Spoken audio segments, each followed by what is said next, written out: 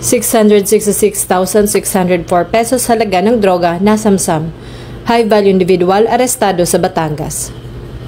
Arestado ang isang high-value individual matapos itong madakip sa isinagawang drug buy bust ng City Drug Enforcement Team ng Lipa City Police Station dakong alas 8 ng gabi noong Agosto 28 sa kasalukuyang taon sa Barangay 3, lungsod ng Lipa, Batangas.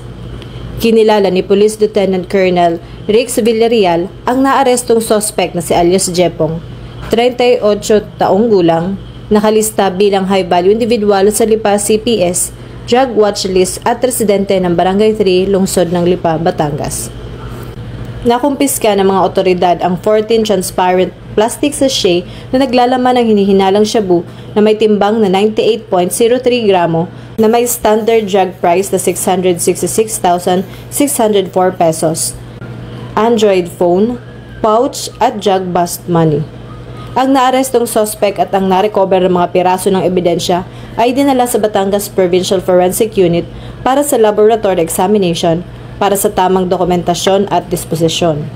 Samantalang, kasalukuyang nakakulong ang suspect sa custodial facility ng Lipa CPS habang inihahanda ang mga kaukulang dokumento para sa paghain ng kaso sa Lipa Prosecutor's Office. Patuloy ang ating kapulisan ng Calabarzon sa kampanya kontra kriminalidad dahil layunin nito na bigyan ng katahimikan, kaayusan at kaunlaran ang ating bayan tungo sa bagong Pilipinas.